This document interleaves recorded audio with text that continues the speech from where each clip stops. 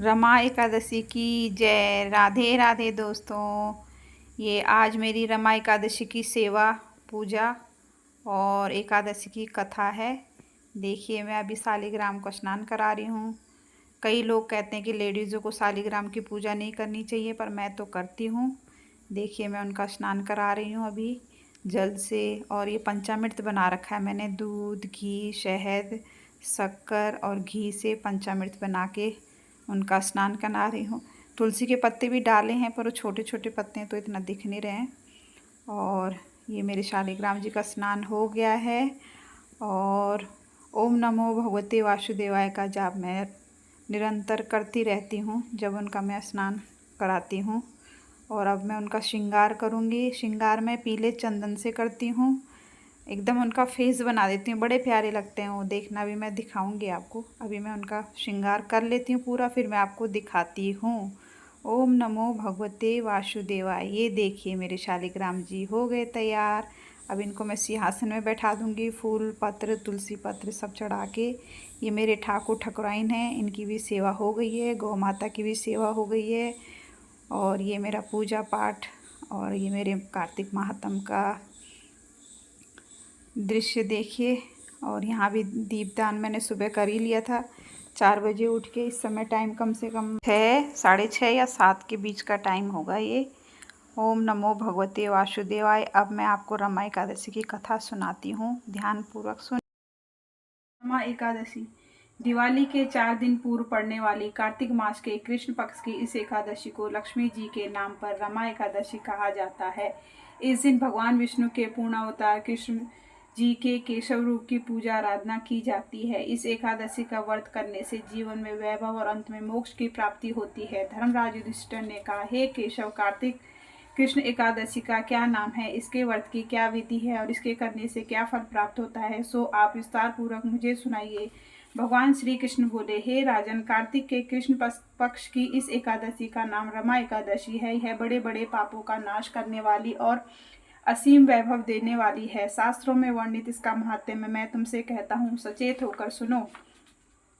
प्राचीन काल में मुचकुंद नाम का एक राजा था। उसकी इंद्र के साथ गहन मित्रता थी और साथ ही यम, कुबेर, वरुण तथा विभीषण के साथ भी मित्रता थी। वह राजा बड़ा धर्मात्मा तथा विष्णु भक्त था और न्यायपूर्वक राज करता था। राजा मुचकुंद के एक कन्या थी जिसका नाम चंद्रभागा था। उस कन्या का विवाह चंद्रसेन के पुत्र शोभन के साथ हुआ था। एक दिन समय शोभन अपने ससुर मुचकुंद के घर आया। उन्हीं दिनों जल्दी ही पुण्यदानी रमा एकादशी आने वाली थी। व्रत का एक दिन समीप आया तो चंद्रभागा को अत्यंत सोच उत्पन्न हुआ कि मेरे पति बहुत दुर्बल हैं और मेरे पिता के व्रत के बारे में आज्ञा अति कठोर है। दशमी को राजा ने ढोल बजवाकर सारे राज्य में यह घोषणा करवा दी कि रमा एकादशी को सभी लोग व्रत करेंगे। घोषणा को सुनते ही शोभन को अत्यंत चिंता हुई और अपनी पत्नी से बोला, अब मुझे क्या करना चाहिए? मैं किस प्रकार भूख सहन नहीं कर सकूंगा। ऐसा उपाय बतलाओ कि जिससे मेरे प्राण बच सके, अन्यथा मेरे प्राण अवश्य चले जाएंगे। चंद्रभागा कहने लगी, हे स्वामी, मेरे पिता के राज्य में एकादशी को कोई भी भोजन नहीं करता। हाथी, घोड़ा, ऊंट, बिल्ली, गौ आदि भी तीर्ण और जल आदि ग्रहण नहीं कर सकते। फिर मनुष्य तो क्या कहना। यदि आप भोजन करना चाहते हैं तो किसी दूसरे स्थान पर चले जाइए, क्योंकि यदि आप यहाँ रहेंगे तो अवश्य व्रत करना पड़ेगा। ऐसा सुनकर शोभन कहने लगा, हे प्रिय, तुम्हारे साथ मैं भी व्रत करूंगा। जो भाग्य में होगा वह देखा जाएगा। ऐसा विचार कर उसने व्रत किया और वह भूख व प्यास से अत्यंत पीड़ित होने लगा। जब सूर्य नारायण अस्त हो गए तब रात्रि जागरण का समय आया। वह जागरण वैष्णव को तो अत्यंत हर्ष देने वाला था, परंतु शोभन को अत्यंत दुखदायी लगा। प्रातः काल होते होते शोभन के प्राण निकल गए। तब राजा ने चंदन की चिता में उसका दाह संस्कार कराया, परंतु चंद्रभागा ने अपने पिता की आज्ञा से अपने शरीर को दग्ध नहीं किया। शोभन की अंत्येष्टि क्रिया करने के पश्चात अपने पिता के घर में ही रहने लगी। रमा एकादशी के व्रत के प्रभाव से शोभन मंदराचल पर्वत पर धन धान्य से परिपूर्ण तथा शत्रुओं से रहित एक सुंदर देवपुर को प्राप्त हुआ। वह अत्यंत सुंदर रत्न और वैदुर्यमणि जटित स्वर्ण के खंभों पर निर्मित अनेक प्रकार के स्फटिक मणि से सुशोभित भवन में सिंहासन पर आरूढ़ हुआ।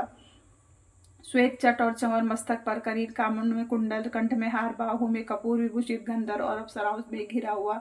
ऐसे शोभित होता था मानो अपनी सभा में देवराज इंद्र विराजमान हो। एक समय मुचकुंद के नगर में रहने वाला सोम शर्मा नामक ब्राह्मण तीर्थ यात्रा करता हुआ घूमता घूमता उधर जा निकला। ब्राह्मण शोभन को पहचान कर कि यह तो राजा का जमाई शोभन है, उसके निकट गया। शोभन भी उसको पहचान कर अपने आसन से उठकर उसके पास आया और प्रणाम आदि करके कुशल क्षेम पूछने लगा। ब्राह्मण ने कहा कि राजा मुचकुंद और आपकी पत्नी चंद्रभागा कुशल से हैं, नगर में भी सब प्रकार कुशल है, परंतु हे राजन, आपको अत्यंत आश्चर्य हो रहा है। आपका वृत्तांत कहिए कि ऐसा सुंदर नगर जो न कभी देखा न सुना आपको किस प्रकार प्राप्त हुआ। तब शोभन बोला कि कार्तिक कृष्ण रमा एकादशी का व्रत करने से मुझे यह नगर प्राप्त हुआ है, परंतु यह अस्थिर है। यह सुनकर ब्राह्मण बोला कि हे राजन, स्थिर होने का कोई उपाय हो तो कहे, मैं उसे अवश्य में पूरा करूंगा। शोभन ने कहा, मैं रमा एकादशी का व्रत अनायास और श्रद्धा से रहित होकर किया था, इसलिए यह सब कुछ अस्थिर है। यदि आप मुचकुंद की कन्या चंद्रभागा को यह सब वृत्तांत कहें तो वह स्थिर हो सकता है। यह सुनकर ब्राह्मण सोम शर्मा ने अपने नगर में लौटकर चंद्रभागा से संपूर्ण वृत्तांत कहा। के वचन सुनकर चंद्रभागा बड़ी प्रसन्नता पूर्वक ब्राह्मण से बोली, हे ब्राह्मण, यह सब बातें आपने प्रत्यक्ष देखी हैं या स्वप्न की कर रहे हो? ब्राह्मण कहने लगा, हे पुत्री, मैंने महावन में तुम्हारे पति को प्रत्यक्ष देखा है, साथ ही किसी से विजय न हो ऐसे देवताओं के नगर के समान उनका नगर भी देखा है। उन्होंने यह भी कहा कि यह स्थिर नहीं है, जिस प्रकार यह स्थिर रह सके वह उपाय आपको करना चाहिए। चंद्रभागा को कहने लगी, हे विप्र, तुम मुझको वहां पर ले चलो। पतिदेव के दर्शन की मेरी तीव्र लालसा है, मैं अपने किए पुण्यों से उस नगर को स्थिर बना दूंगी। आप ऐसा उपाय कीजिए जिससे उनका और मेरा मिलन हो सके। आपकी अति कृपा होगी और आपको पुण्य भी मिलेगा। सोम शर्मा चंद्रभागा को साथ लेकर मंदराचल पर्वत के समीप वामदेव ऋषि के आश्रम में गया।